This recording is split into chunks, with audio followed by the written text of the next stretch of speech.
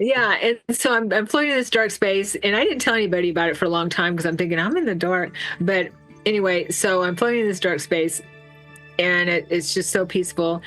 And as I'm there, I my consciousness starts to expand to where I become one with the void.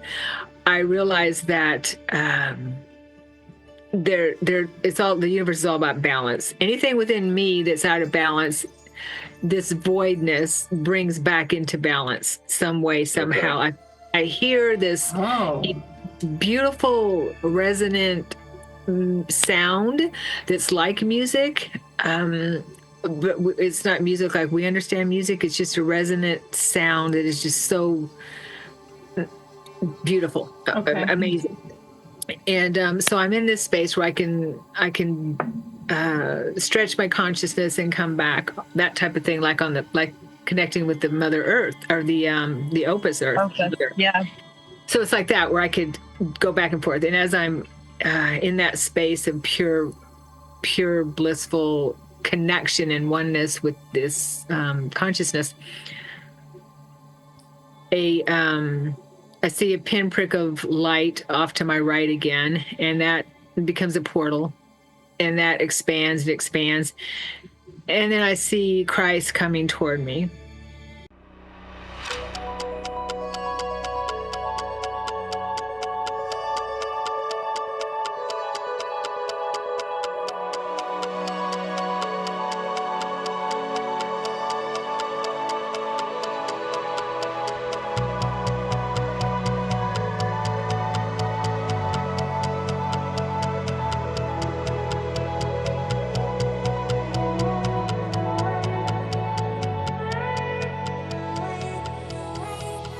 Hey there, beautiful souls. It's your girl, Allie, and we are back at it again for another episode of Living Life Consciously. We have a very special guest on screen waiting to talk to you today, so without further ado, Justin, say hey. Hey there, Cosmic Thrill Seekers. I'm Justin. This is Living Life Consciously, where we explore the extraordinary, ride the waves of inspiration, and embark on an adventure of limitless curiosity together. Leslie? Hi, I'm Leslie, your co-host. I'm also known as Light Being Love, an eternal spiritual being having a temporary human experience. And I'm very happy to be here with Sharon. Sharon, would you like to say hi? Sure. Hello, everyone. And thank you, actually, Allie and Justin and Leslie, for inviting me on your show. I'm really, really happy to be here. Yay! We're happy that you're here too. On. Yeah, absolutely. And for our audience, we proudly present an extraordinary episode with Sharon Sananda Kumara, psychic medium, out-of-body experience explorer, co-author of the powerful book Death, and an author of her own book titled Awakened Soul, My Near-Death Journey Home Through Christ's Infinite Love. From a young age, Sharon was able to see beyond the veil, sensing energies, emotions, and even future events that others couldn't perceive. Raised in a traditional background, Sharon felt alone with her gifts until her stepfather's passing changed everything. This profound experience led her on a quest to understand life beyond death, reconnecting with her abilities, and deepening her spiritual journey. In this captivating interview, Sharon reveals her personal journey through NDEs, encounters with otherworldly beings, and mastering out-of-body experiences to connect with departed loved ones. Her work, both as a healer and as an author, is dedicated to helping others find peace, healing, and clarity about the mysteries of the spirit world. From soul retrieval and past lives to guiding souls across the rainbow bridge, her insights are profound and empowering for anyone seeking spiritual growth. Wow. Wow, Sharon. thank you so much for joining. Yes, what he said. Oh, thank you. So yes, as I mentioned in your intro, you are a co-author on this book, Death. And we read your chapter this morning. I found it very, very interesting. Hold on, let me get to page 74, where it is. I should have had this bookmarked. Okay, and it is titled Jesus and the Water World. Yes. All right, where would you like to begin the conversation, Sharon? Well, I can talk about my NDE. That kind of kicked a lot of this off for sure. Okay, that'd be a great place to start. Yeah. Okay, yeah. 2001, June 11th, 2001. I was living in San Antonio, Texas, and not really spiritually aware. I didn't have a spiritual center, although I was starting to have out-of-body experiences, which is a different, whole other story. I stumbled across that after my stepfather passed, as you shared in my bio. And my girlfriends and I went inner tubing down the Guadalupe River in New Braunfels, Texas. We had a really good time. It was a friend's birthday. We were celebrating her birthday. And then on the shuttle bus to go back to the outrigger where we pick up our cars, we went to get on the shuttle bus, our group, and the bus, it was a little school bus, one of those small school buses. Sure, and, yeah. And I was the first one in our group. There was 5 of us. And I got on, I'm like, this bus is already full. There's no place for us to sit. So they're like, oh, come back. You can stand in the aisle, because it was a couple miles to the outrigger. And so we got on, and we're standing in the alleyway. I'm closest to the emergency exit door. And it's a 4 on the floor. It's a stick shift bus. The driver, a young man, very nice young man, is driving it. And we're moving down the road. And as he's shifting into first, second, and into third, we're being jerked back and forth anyway. I'm jerked up against the emergency exit door, and it pops open, and I fall out of the bus. And at that point, I'm thinking, my first thought is, I can't believe I'm falling out of this bus. Is this really happening, kind of thing? It was like slow motion. Well, it was, how things, you probably heard people say things slow down, and you may have experienced yourself. And so first thing I remember is hitting the trailer hitch with my back, bouncing off that, bouncing onto the pavement. Ouch. Yeah. And then rolling over, bouncing over onto my side. And at that point, I knew something else was going to happen. And I screamed in my head as loud as I could, "Stop, you're killing me." At that point, the tire of the trailer, the back tire, rolled over my neck and my head. Oh. And that's when I popped out of my body, because the trailer was, I forgot to mention that the bus was pulling one of those utility trailers. It was carrying our ice chests and our inner tubes and things like that. All the equipment and stuff, right? Right. So there was quite a few of us on the bus. So it, it had some weight to it. And so I popped out of my body at that point. And I am looking down. I'm floating above the scene. And I had no fear at that point. The panic that I was feeling when I was in my body just totally disappeared. And I'm looking down 20, 30 feet above, is what I can tell. And I see my body laying in the road.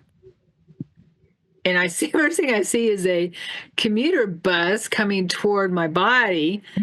And I'm thinking, I sure hope that commuter bus doesn't run over my body, because that would make a big mess. That's what I'm thinking. I had no attachment to my body. Okay. I wasn't thinking. I knew that body was not me, my soul. And I also had the knowing that, okay, well, we've done this many times, where we've lived our lives. We did what we needed to do, whatever that was. Yeah. I just knew this was another time of me, another instance of me dying to that world and to that life, and that it was done. Okay, well, I've died. And it was just a knowing. Yeah, it's just an automatic understanding, right? Yeah, like you knew this already. Oh, that's so profound. Okay. It was a knowing, totally. And then I'm thinking, oh gosh, then I start thinking about my friends. This is going to make them really sad. And I'm seeing that timeline, I guess you could say. And and it was my friend's birthday. She's gonna not be able to celebrate her birthday. Thinking about me dying. Here I go and die on them, and we had such a good time. So all these thoughts, those types of thoughts are coming. I feel sad for them, not enough to want to go back. Okay. To my body, and then I think about my partner at the time, who's an ex-partner now, and I thought, well, he'll be upset and he'll be sad, but he'll get over it. And I have this knowing on that timeline. And then I think about my sister, who I'm very close to, and she has a family. She has 2 sons and her husband and everything. And I'm like, well, that'll be hard, but she has her family to surround her and take care of her, sure, and to help her, support her. Then I think about my mom, who was elderly and not really doing well with health, and we lived very close to each other, and we were really close. And when I thought about my mom, I felt a presence behind me.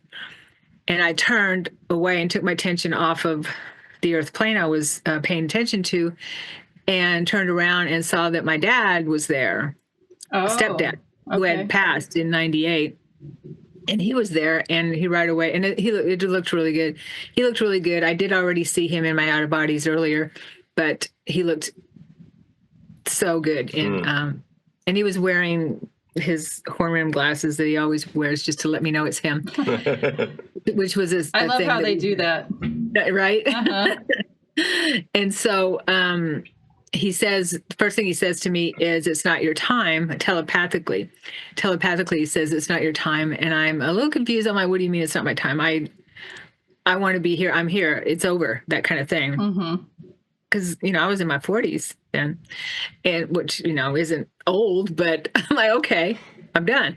So he tells me it's not your time again. And then he communicates to me that my mother needs me, that she needs me to help her transition, or to die, basically to transition in her life, and that she's that she will transition soon. And he's also said in a telepathic way that there's more I need to do.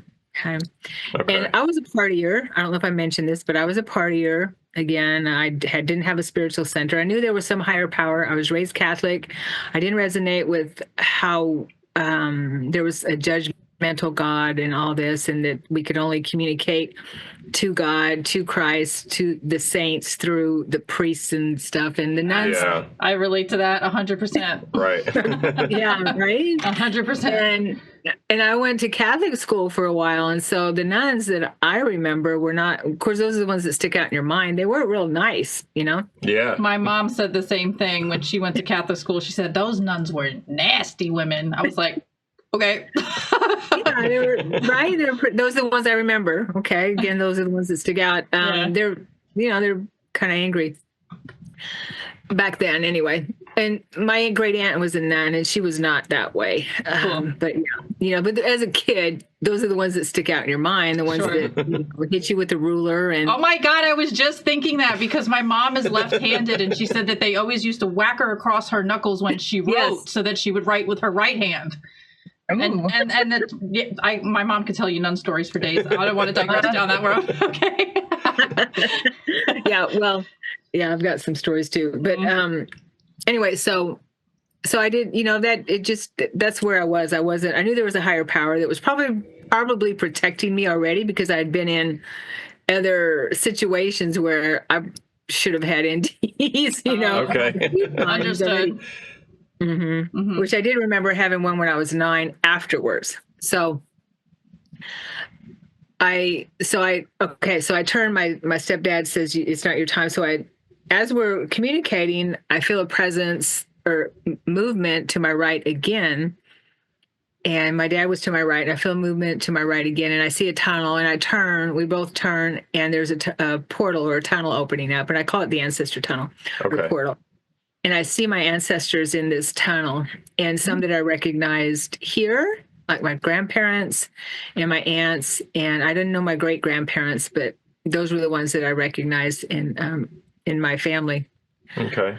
But I would not have recognized the others that were with them if I was in the body. Understood. Yeah. Okay. But my soul recognized them there. Sure. Yeah.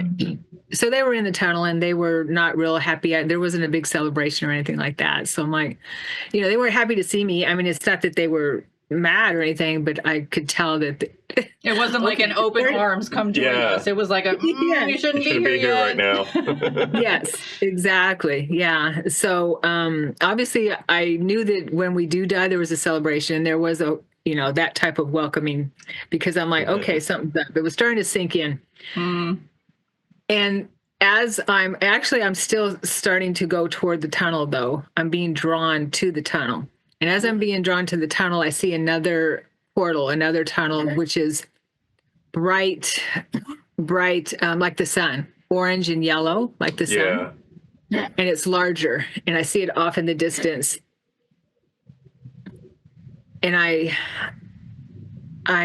am attracted to that tunnel, and I take my attention off of the other tunnel, And as I'm gazing at that tunnel, I'm being drawn to that tunnel. I see a figure walk out of that portal, that sunlight portal. And he's wearing, and I see he's a male, and he's wearing a white robe, typical white robe, and has long hair, about shoulder length. And he's moving toward me pretty quickly. And as soon as I recognize who it is, which is Jesus Christ, I call Yeshua, I fly to him. I fly to him because I remembered him. I hadn't remembered him throughout my life because of, the distortion of who he really is that I was taught. Okay.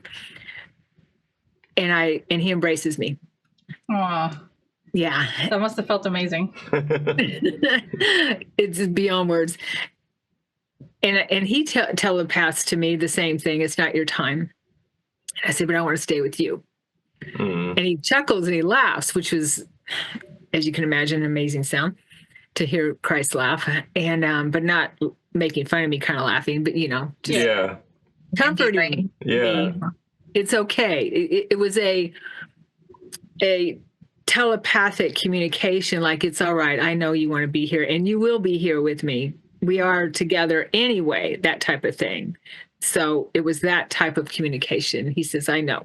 And he tells me also that you still have work to do. There's still things for you to finish. And he lifts up my chin and I look into his eyes and I see the most gorgeous blue. They were blue that I saw eyes. And I realized I was looking at the universe. I was looking at the soul of the universe. It's hard to describe. And as I'm being drawn into that beautiful light of the universe, I know that I'm reflecting my soul. My soul is being drawn into Source Soul through his soul. And then I feel a warmth in my heart center, and I'm merging with his heart center. And as I'm merging with him, my physical being, as Sharon, just dissolves, and I dissolve into love and light.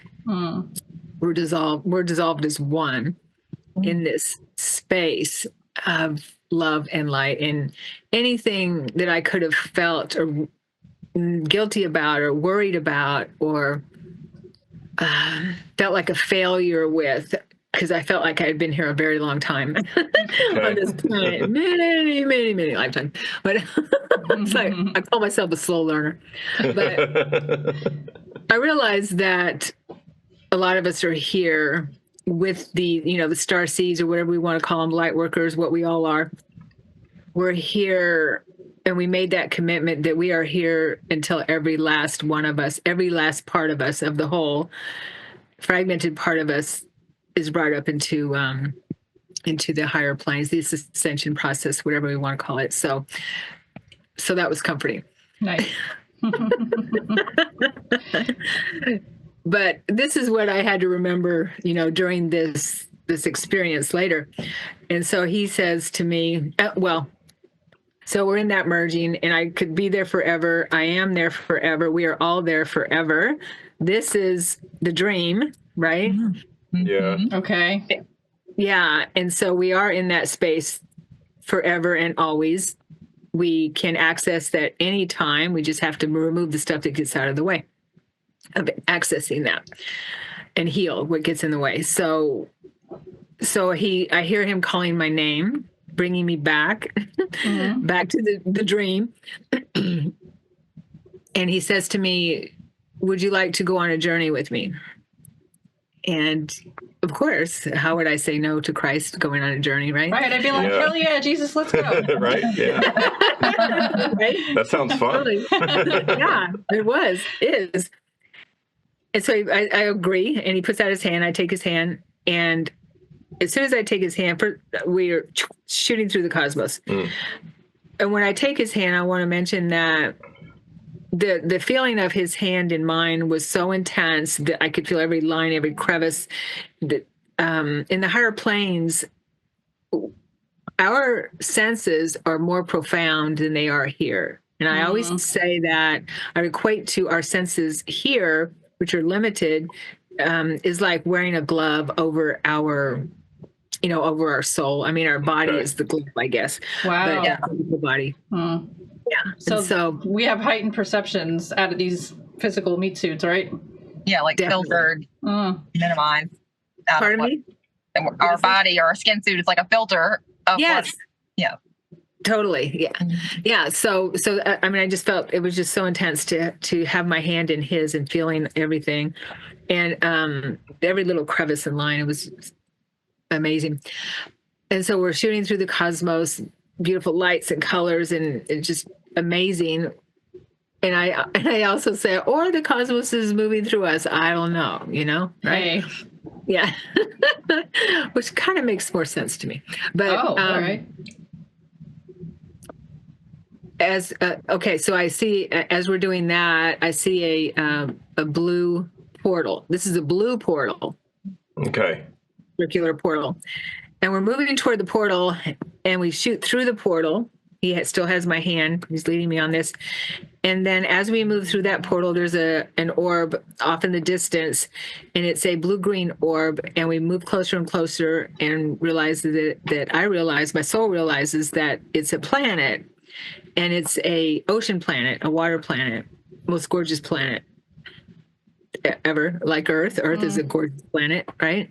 Yeah. And yes, it's a beautiful planet. And as we move and we're hovering above the planet, we're moved closer. I recognize this planet as a home planet for me, for my soul. Your soul's origin planet? That's what I feel like, yeah. Yeah. And yeah, totally. And I feel the matrix of the planet is a part of my matrix, my core matrix as a being, a physical being. And so as I get closer and we're hovering, I slowly become the consciousness of the planet. I'm expanding. My consciousness is expanding to where I'm connecting and identify, remember that I am this planet as well. That's the connection we have, is we on that planet, which is in a higher dimension, higher density, is we are all aware that we are the planet. And the planet is us, right? We are part of the body of the mother, and I felt the mother energy of the planet. Yeah. Yeah. And so as I merge with the mother, I feel so much love and so much gratitude and compassion for every single being that's on my body, from one little tiny amoeba cell to the largest water creature. I just feel so much love and for everything. Like we would love every single cell on our body. Okay. And can you imagine if we did that, how we would radiate light? I mean, if we fell in love with every single cell in our body, we'd be floating on air all the time. Right. Right. So I felt that. And then I also, and I felt that every cell had that much love for me as the mother. Okay. A reciprocated love. Yes, totally. And then I end up being, come back. It was in that space. I also was reunited with my counterpart, the masculine counterpart of the planet, which was very, very intense, very intense. And when I got back, I kept wanting to go back there. Well, I did in meditation, and I kept going back there. And so with that reunion, there was a reunion there with the feminine of the planet and the masculine, because they are, the divine complements, I guess. The terminology. Yeah, the yin and the yang, basically, right? Yeah. And so, and there's personality there. So they are sentient beings together. Yeah. Embodying what these, us as water beings on the planet. So then I come back to my perception as Sharon, my consciousness is Sharon, and Yeshua leads me down to the planet, and we dive in the water, and I'm reunited in the water, on the planet, in the planet, on the water, in the water, with my family there. I find my mate there. I have a mate. I have children. I have my parents. I'm reunited with all them, and so yeah. And that was very profound. And I started. They had to call me back because I started reuniting with them to where I was forgetting my earth life. It was just, you were getting too far away from it. It had gone away. Your silver cord's tugging on you like, hey, wait a minute. Don't forget about me. Exactly. Yeah. And so I heard my name calling me back, and it was Yeshua. And he says, it's time. And I said, okay, on one condition. That when I do go back, because but I understand we have to make a choice. When I do go back to Earth, that I know without a doubt that you are there with me in physical life, and you lead me, and you help me, and you guide me through everything for the rest of my life. I need to know consciously. I need to know you consciously, not just tangibly. Mm-hmm. Not blind faith kind of thing, right? But tangibly. And he said, deal. And I'm back. Mm-hmm. And I'm back on the ground in New Braunfels, Texas. And I jump up. I run to the side of the road. Yeah, I jump up. You're able to run. I know. I'm like, wait a minute. Yeah. Yeah. Okay. And I'm freaking out, of course, with what happened. The bus finally stopped. It stopped 3 or 4 blocks up the road, I think, because he finally heard people saying, "Hey, she fell out of the bus." Wow, that's crazy. So, yeah, my friends run over to me. They call an ambulance. They pick me up, put me on a spine stabilizer. My ear was bleeding, so they were worried about a concussion. Okay. But I did not have a concussion. Did not break anything. I had road rash. Had a little bit of some nerve damage in my neck and that kind of thing.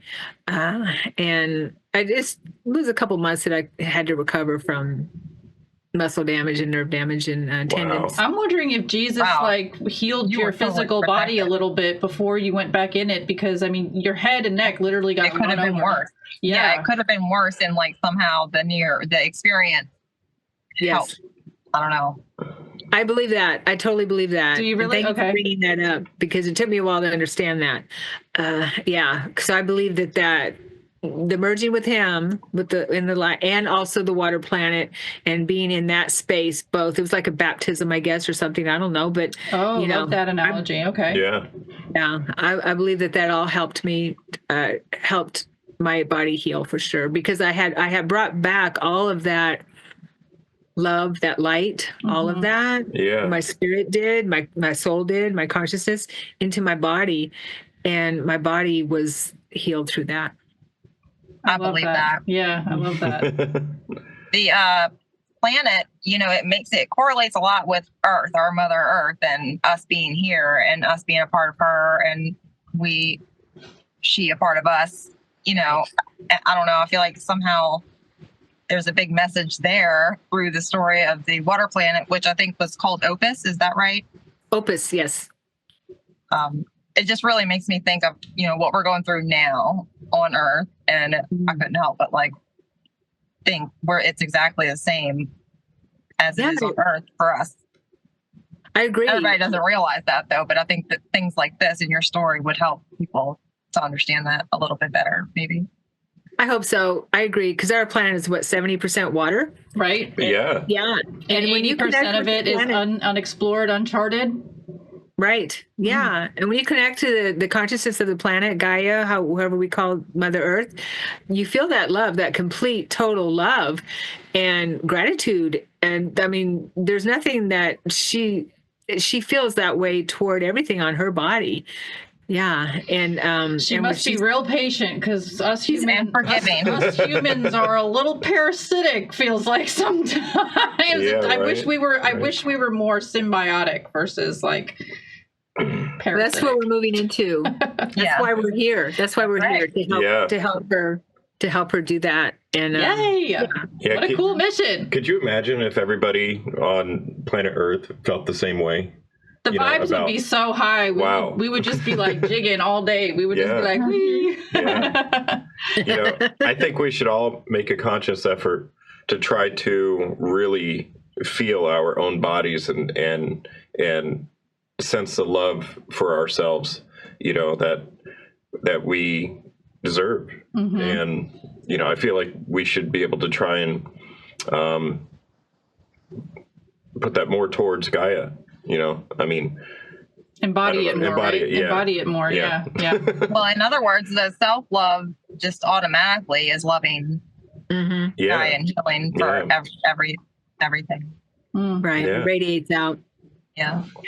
That's where we have to start. I am wondering if you felt the pain before popping out of your body. Like, did you feel any of that, or was that? Not in that experience. When I was 9, I did. Yeah, I felt an instant of intense pain, which caused me to, I believe, pop out of my body. But not in this instance. I did not feel the pain. I felt, when I bounced, I felt that. But when the trailer ran over my head, I didn't feel any pain.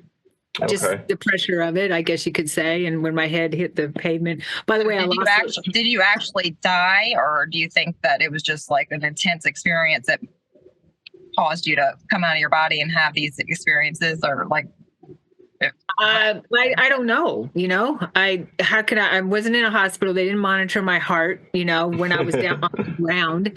But according to what my dad and what Christ was telling me, I believe maybe I did, that there was that chance that your neck could have been broken, but all the miraculously healed. I think her neck probably was broken, but when Jesus brought her back, he did some magical mending, and so that it wouldn't be so bad, and so that she could. And I'm having full body chills just talking about it all right now. That's true. I did see that timeline. I saw that timeline of when I didn't come back, and with my sister and my partner. Yeah, and my mother did show you that. Gosh. Yeah. Mm-hmm. Mm. So sometimes when I meditate, I also see a tunnel, and my tunnel, I don't know if yours is similar or not, but my tunnel, I see waves of purple, green, and blue, all, just coming over me from one point in space, to just like wash over you. Yeah. And I'm just like flying through this tunnel. Is that similar to yours? Or what was yours like?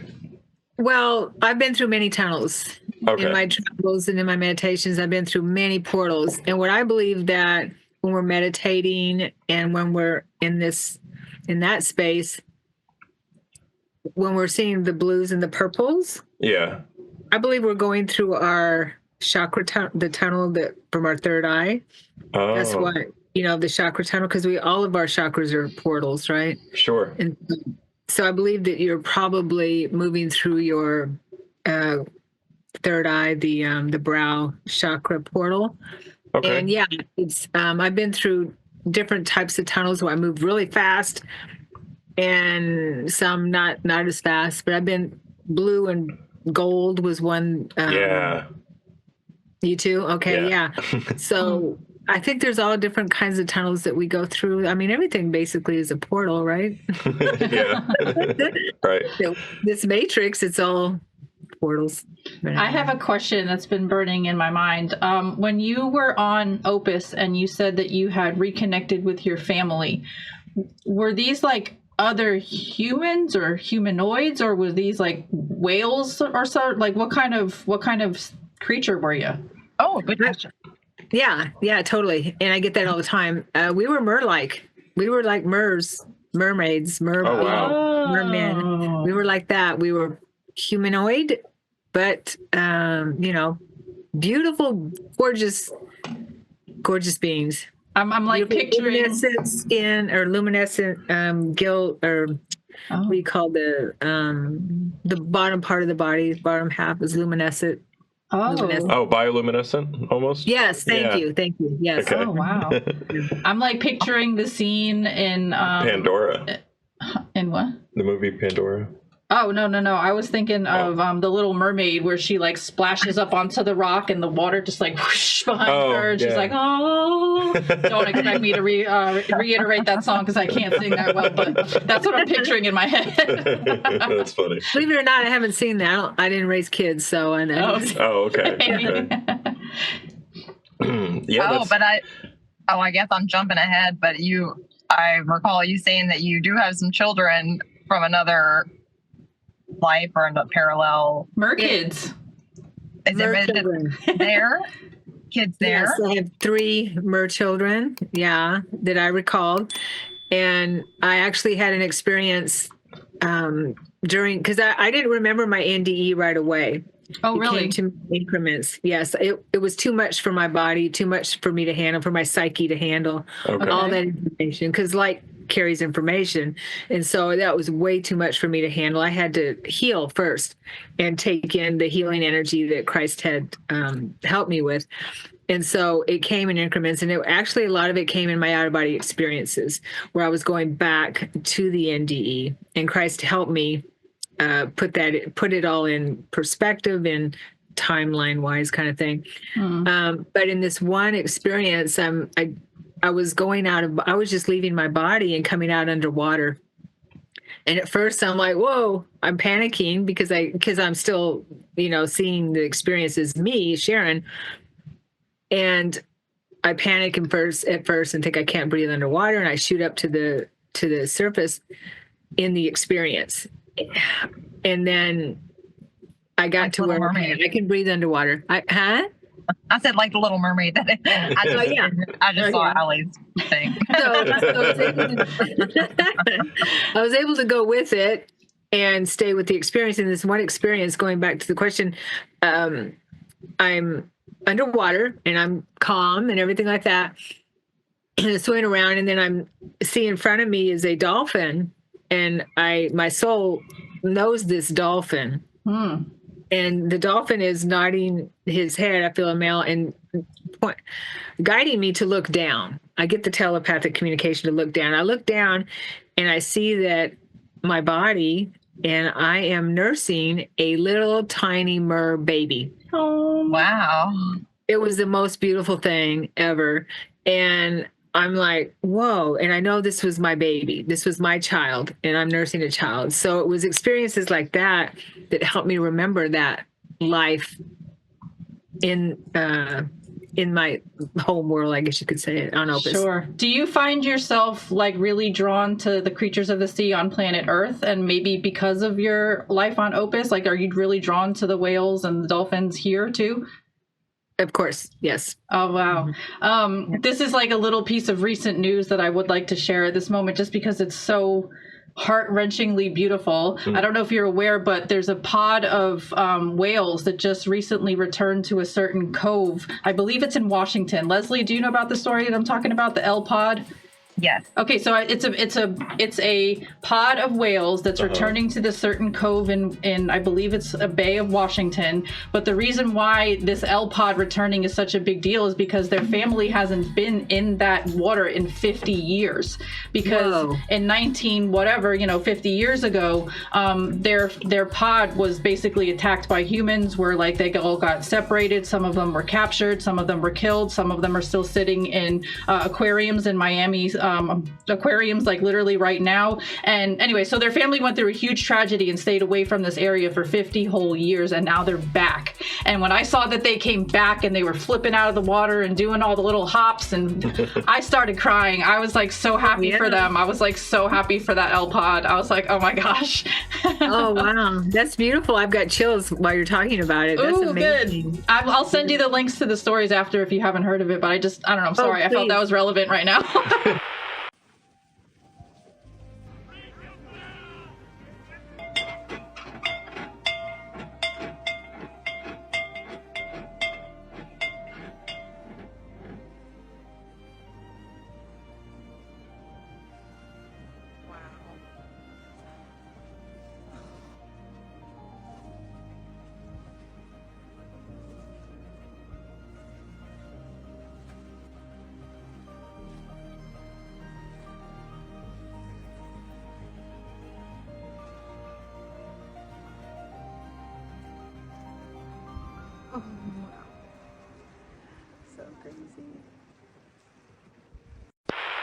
I'm sorry. Go ahead, No, Sharon. no, I was just gonna say I live in Oregon and my sister lives in Washington, so it's Oh.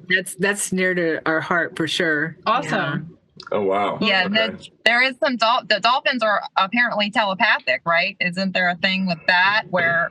Yeah. I don't know the story behind that, but yeah. So I but know a guess little we bit all, of it. We all Basically- are. If we tune in, I guess. Yeah. The story that I know about that is that there was people that were swimming with wild dolphins, and there was something involving a U.S. Navy program and people swimming with dolphins. And once the U.S. Navy realized that people were having telepathic communication with the dolphins, and they were like literally having those kinds of moments with them, the Navy was like, "Oh crap, we can't let people do this." So they made swimming with wild dolphins illegal because they don't want people having that connection with them. Huh. Yeah, I don't doubt it. Okay.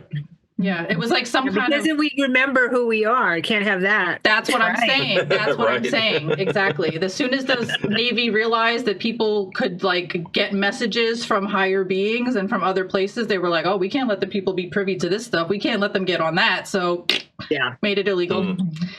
Maybe the dolphins would tell them that the NHI that are living in the oceans are here. Maybe. NHI. Non-human Not human intelligence. intelligence.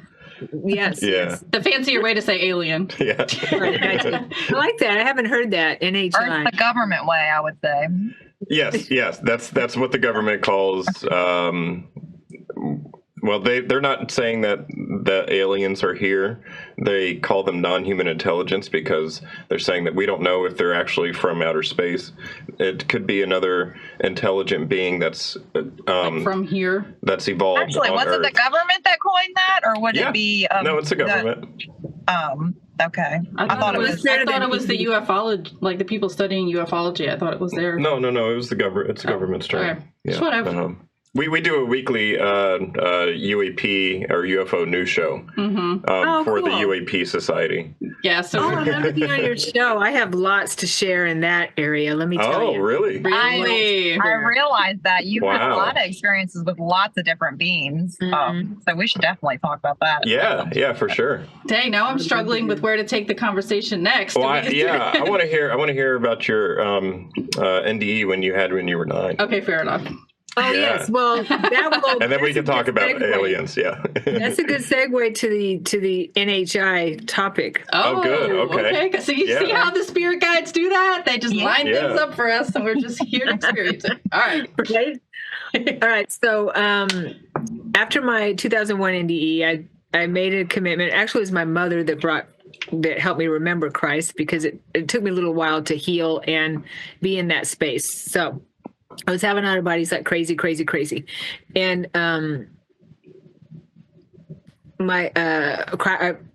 I was reunited with Christ, with Yeshua, and I made a commitment with him that I would be in my room every night at 9 p.m. and meditate with him. Oh. Yes, every night at 9 p.m. And I steadfast to that commitment. I'm not as much. I'm still meditate, of course, but not at 9. That's a little too late for me. But This is after your 2001 NDE or when you were a child? no, after my 2001 NDE. Sorry. Okay. I'm jumping around a little bit, but it will explain how I remembered the night when I was 9. Oh, Sure. okay, sure. Yeah. Okay. So during my meditations, I was remembering my childhood because I could not remember a lot of my childhood, which bothered me, but whatever. And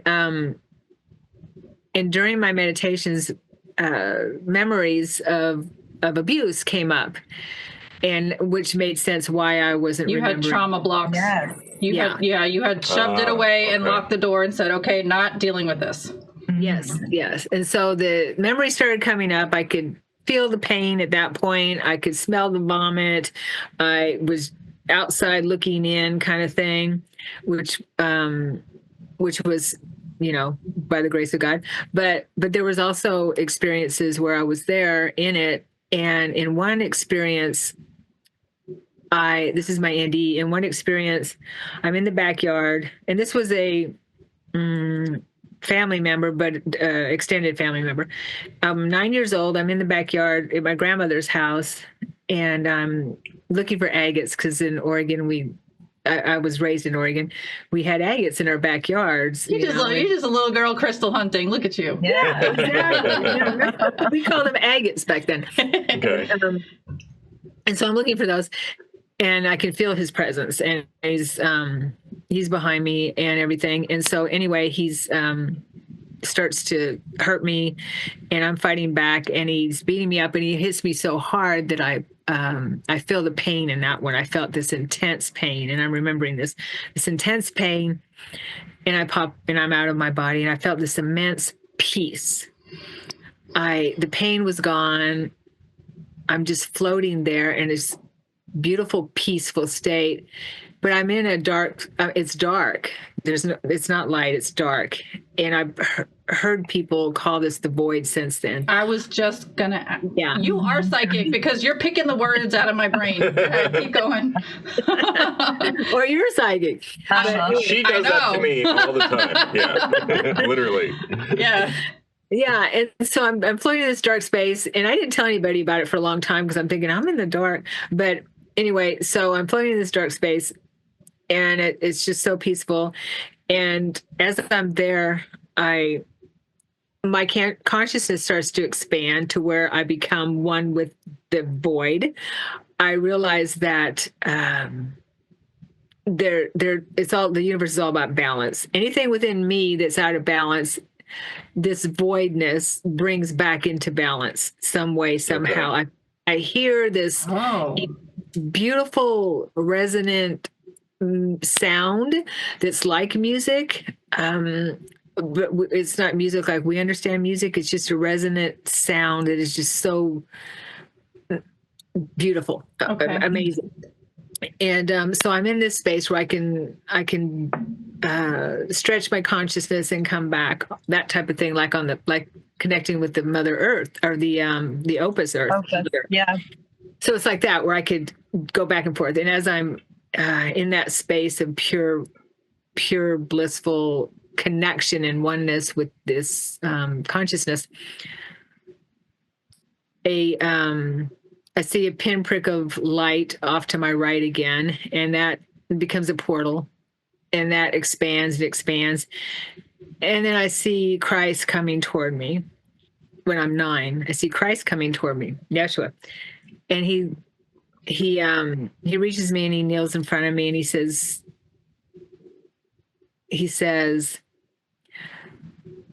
"Come with me, child. You've suffered enough. You don't need to go back." I said, "But I didn't finish what I started. I want to go back. I need to go back." And he says, and I knew my plan. I knew what I was here to do at that point, because I was remembering so much. Mm-hmm. And he said, "Are you sure?" And I said, "Yes, I'm sure." And then I'm back in my body, and the abuse stopped. Mm. Wow. Yeah. So as I'm remembering that, and I'm remembering back to the NHIs, when I'm remembering all these experiences, I see in my meditations, as I'm going through these experiences, I see these 3 gray-like beings, extraterrestrial, whatever we want to call them, beings, mm-hmm. show up in the abuse situation and take me out of the situation and heal my body. They do something, they wave their hand or touch him in some way where he's just in a static state. And I'm watching this, and I don't know anything about ETs back in 2001 or anything about, extraterrestrial beings or anything like that. And I'm like, what is going on here? So as I'm remembering these abusive situations, I'm also remembering that there was these 3 gray beings that were taking me out of the situations. Wow. And taking me on a ship, and their ship, and then I started communicating with them, which led to other communications with other beings and memories coming up with being part of a program with the space program thing. Secret space program? Yeah, secret space program. Yeah. So, do you know Tony Rodriguez? Oh yeah, I know Tony. Really? Stop it. Wow. Do you know Tony? No, I don't know him, but I am a huge Yeah, we fan need to of talk him. to him. I have his book right here. I read series Colony Cavalier, which is the book before this. If I could talk to Tony Rodriguez, I would die a happy lady. Yeah. Well, same here. The book that series Colony Cavalier blew my memory wide open. Me too. Oh, I was going to say it blew my mind wide open, but not memories. But okay. But okay. Wow. Okay. So that must have unlocked a lot of things for you, memory. It did, right? because as I'm reading his book, and I read Star Maker too, but as I'm reading his book, I'm like, wait a minute, I had the same thing going on. Oh my gosh, it put so many things together for me. So yeah, he's really a brave person for bringing through that. And his memory is fantastic. So taken back by his story because I didn't go into it with a skeptical mind, like at all. I went into it with a complete open heart. And the more I read, the more I felt the genuineness from his story. And my mind, I can't even put words to it because it just expanded so many concepts in my mind. And like he said, we do the weekly UAP UFO news show, and not that many people talk about or even believe it when you do bring up the secret space program. They're always like, meh, MK Ultra, meh, secret space program, meh, med beds, meh. I'm like, okay.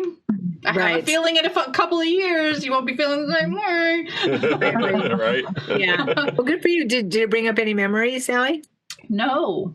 Okay. Yeah. Have you ever met? I'm kind of disappointed. Like, I don't know. Everybody kind of seems to have these personal experiences with ETs, and I'm just the girl on the sideline going, "Yay for you guys!" You're still young. You're still young. Yeah.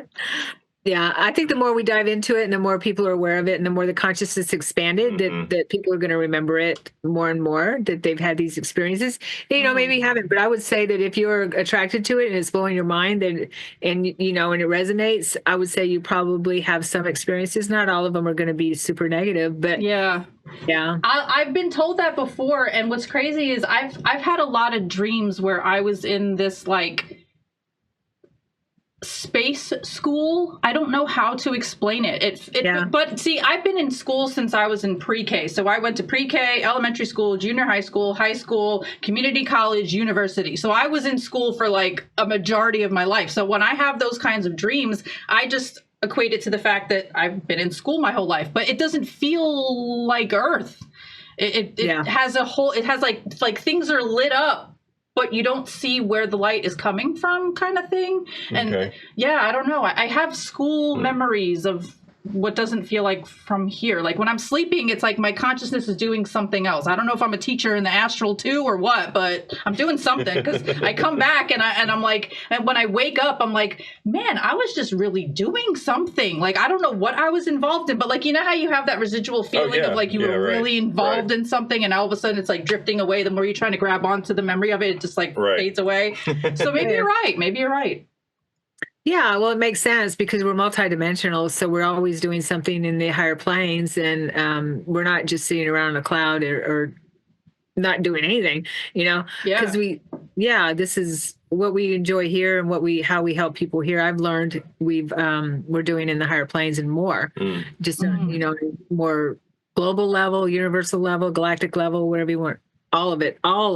Right. Yeah. We're basically inside of a dream. And this isn't the real reality. I also heard the term recently, lucid living. So instead of lucid dreaming, we're actually us awakening or, consciousness awakening or whatever you want to call it, is basically we're lucid living. I love that. Yeah. I never heard that till just now, Leslie. Thank you. That's pretty cool. Either. That's awesome. Yeah, Christ always told me that we live in an upside down world. And like Stranger Things. Yeah. The Upside Down. I don't know about that show. I haven't seen it, but I've heard it's good. Yeah, it is. That we're inside out.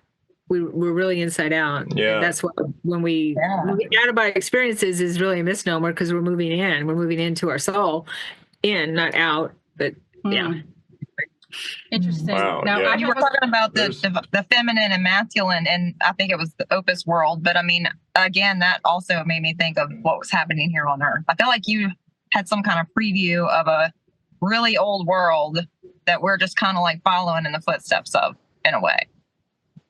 On OOBEs? Yeah. Like you were talking about the masculine meeting the feminine and the balance and everything, but I feel like that's happening here now. Oh, right. Totally. Yeah. That 20 years ago, they showed me everything that was going to happen. Pretty much. Yeah. Oh, wow. And I didn't understand it at the time. I'm like, gosh, the world's going to end. What the heck's going on? You know, that kind of thing. I didn't understand it the way I understand it now. Now I see it because we're living it. Share it. Can you share some of that? What? Yeah, sure. Yeah, like what have you seen that hasn't happened yet, maybe, or has happened? I'll let you talk. I'll let you talk. I saw the pandemic. I saw that. Okay. I saw fires. I saw a lot of fires, a lot of explosions. I also saw, pardon me? That's a common theme. Well, that's so synchronistic because I also had that same vision while I was meditating. Yeah. And I know, right? And I saw that. I saw I saw a form of martial law in a lot of part of the world. I saw censorship. I saw that I started, when I'd buy a audio book or something like that, I'd buy a hard copy too. Because I'm like, you never know. One day the button can be pushed and we don't have any of our stuff. True. You know? Right. Yeah. So I saw a lot of that. I did see that we were in 2001. I saw that we were on a negative timeline.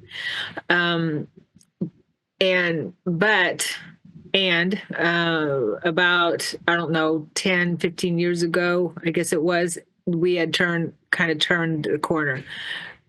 When was it? Because the Great Mother appeared to me in a meditation, in an out-of-body meditation. Actually, I was just waking up in the liminal state, and she told me we had made the turning point to the positive timeline. Well, that's good news. Thank you for telling us that. I know, right? For real. And my guidance has told me that too, and that we are on a positive timeline, and so enough people have become awake to who we really are in order to shift that. So that's good. And I do see that I saw in the next 20 years or so that things are going to be drastically different in the way they are now. Okay. I mean, we're still going to have challenges and things like that because we live in a realm of duality, but things are going to be a lot. There's not going to be wars like the way we have them. Wars are going to go. Wars are going to go away. Yeah. Thank goodness. Maybe little conflicts here and there, but they're going to be resolved. And is this due to like ET intervention or ET influence? I wouldn't call it intervention. Okay. But I do believe that they are working with us to help us, and they've been working with us for 50 years maybe, or something like that, 50, 60 years. Okay. The benevolence. Yeah. Yeah, to help us wake up and to start. Well, so what I was told was we needed a lot of insiders. That's why the starseeds are here, because they couldn't. You probably know about the Prime Directive, right? They can't interfere. Yeah, law of non-interference kind of thing. Yeah, and so we had to come in and be insiders, so that our higher selves, because they're not separate from us, they are us. Our future selves, our higher selves, are guiding us here in this realm to do what we need to do. That's why I needed to come back. That's why so many people are having NDEs and coming back, and now I'm so happy I'm here because to witness this and be a part of this huge shift, because I'd be mad if Christ were to let me stay in the higher planes and not been a part of this, right? Oh, yeah. Why did you listen to me? But yeah, so we had to do it from the inside. We had to make the change from the inside. And understood. Yeah, because we are our own saviors. Now, you mentioned an intense quickening process, I believe is what you called it, following your 2001 NDE. So what does a quickening process mean? What does it entail? And then how did that influence or change your journey? Okay. yes, as I was spending time with Christ in my meditations and doing a lot of healing, bringing up memories of this lifetime, we had to go through this lifetime. Then I started remembering past lives all the way back to galactic wars. Wow. Yeah. And I was healing that because those memories are super intense and scary. The Dracos, that type of thing was coming up in my field. Those memories were coming up from Atlantis to the galactic, the Lyran wars, things like that, where we were Wow. warring with Draco, and I didn't know what was going on. In 2001, I didn't have anybody I could talk to. Now I understand it was basically a spontaneous Kundalini awakening. Okay. Yeah, moving through all the chakras and with the heat in your body and things like that. So I wouldn't recommend it for anyone. It was just very intense breakthrough in remembering my soul's journey. And I believe that I not only helped heal my soul, but the souls in my lineage as well. Love that. Had these types of experiences. Yeah. Yeah. Are with that, because we're here to help the whole planet ascend, not just us in our group, right? Right. Whole planet. That's great. That's great.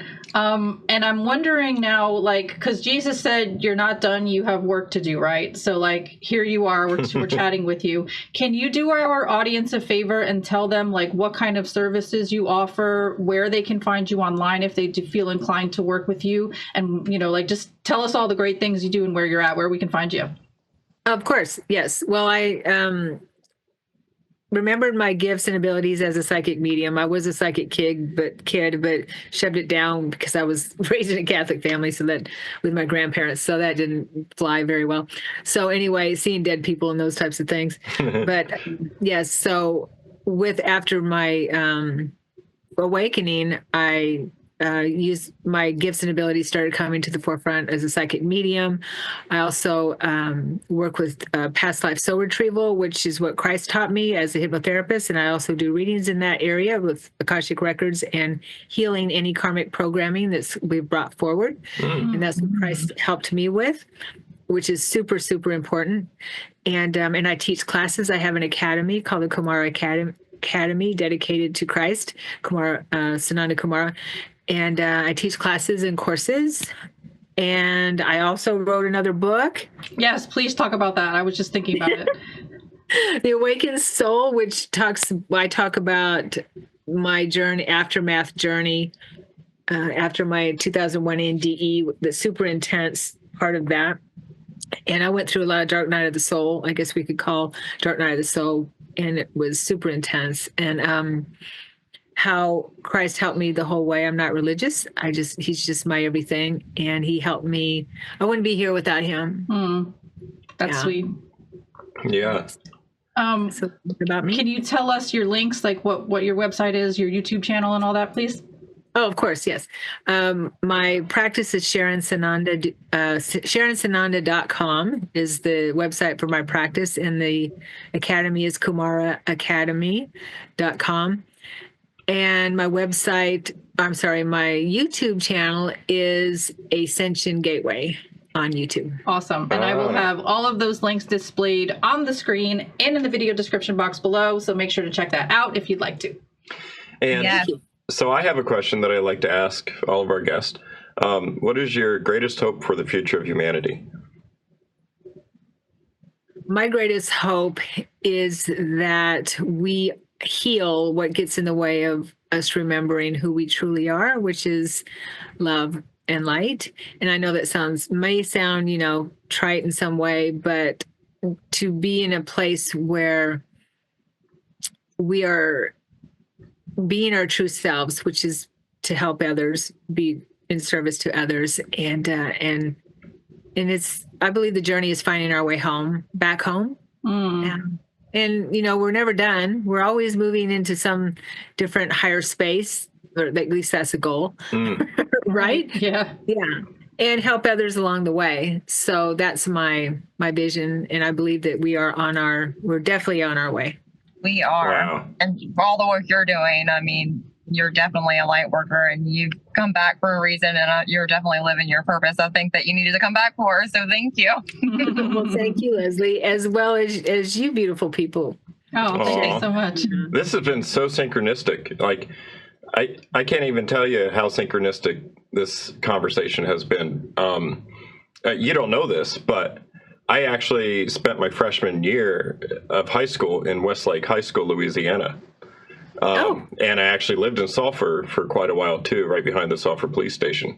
And so I found that out reading your chapter in the book this morning. And I was like, wow. Yeah, he was like, oh my God, she lived where I lived. Yeah. That's a small town, or at least it used to be when I was there. Wow. Yeah, absolutely right. Crazy. Yeah. I've never heard anyone talk about sulfur that I can remember. Wow, that's crazy. Yeah. That's why I was like, wow, this is going to be a good conversation, I bet. I'm wondering, did you continue being like a party girl after your NDE, or was it like an immediate like transformation, or do you even still like indulge in things like that at this point, or like how do you feel about that aspect? No, I stopped as I was working with Christ. I didn't have, and he didn't tell me to stop. No one told me to stop. I just stopped being attracted to it. I do share in my book where I was doing drugs, cocaine, and this is cocaine's one hell of a drug. Really profound. After, I said cocaine's one hell of a drug. I'm quoting Rick James. Don't mind me. Sorry. That's all right. Yeah, and it was my partner at the time who was addicted to it, but I wasn't. I was doing it on weekends, and okay. I could feel myself getting addicted to it. Sure. It was a couple of days after my dad died. My stepfather died. This is in 1998. I'm sorry, and so it was right after he died, and and my partner did some lines on the table for me or whatever on the counter, on the kitchen counter, and standing there, and I'm getting ready to do it, and I feel my dad standing next to me just as clear as day. Just he could have been there physically. He was there, and he's like, "What the hell are you doing? You're going to kill yourself." So my dad will tell me what to do now, and he's like, "You're going to kill yourself," and it was just boom. And I never did it. I didn't do that, and I never did it since after that, because I could feel it going down that path. I just got chills. Imagine what if you didn't have that experience, and what if you would have died just that day? If you would have just did what you did, what if that stops? Well, her pops knew better, and he was there to be like, don't touch that. I did see a parallel reality where I did keep doing drugs and partied, and it was not good. Actually, my partner ended up killing me. So I saw that. Wow. So I did. Okay. And after that, I quit drinking. I just wasn't attracted to it. And working with Christ, in that way, I just didn't feel the need, especially naturally. It just naturally went away because he filled everything in me, because that's what addictions are about. Is trying do you think the abuse kind of made you end up being that way in a way, like your child, even though you weren't really aware of it until after, later in life? Do you think somehow you were covering up, continuing to cover up or mask the reality of what had happened to you as a child? Sure. Yeah, sure. I was trying to keep, what do you call it? Suppressing it? Suppressing, thank you. Suppressing the pain and the trauma, not wanting to keep forgetting, even though I didn't remember, although I felt something was going on because I couldn't remember, but I couldn't put my finger on it, but I didn't, and it was, when you're young, you want to hang out with your peeps, your homies, and that's what we did, especially in Texas and San Antonio. We drank beer and went out and danced. Did some crazy things. Did some crazy things. Yeah, which is fine. There's no judgment there, of course, but I was in my 40s, and so it's like, okay, the guidance is like, enough, all right. I actually started late. I was a late starter, but and so Christ is like, okay, we're going to have to hit you over the head a little bit here. We need a 2x4 spiritual reminder for this scenario. Well, that's a really an amazing story, and I really enjoyed talking with you. We only have about less than 2 minutes left, so I wanted to just ask you if you could summarize real quick, what do you think Jesus wants everybody on earth to know right now? To love ourselves and love each other. Beautiful. Thank you so much, Sharon. This has been great. We would love to have you back on anytime. We should definitely have you back another time to talk about all the beings that you've experienced and I would love to. Program. I would love to. That would be great. That'll be one of my books. Oh, yeah. Okay, cool. Wow, something to look forward to. Yeah, Yeah, definitely. All right. Well, thank you guys so much for hanging out with us. And for our audience that's still sticking around, please do us a favor and smash that like button. Click subscribe, ring our little notification bell, drop a lovely comment down below, and share this video with your family and friends to help us spread the good word. All right. Much love, peace, and namaste.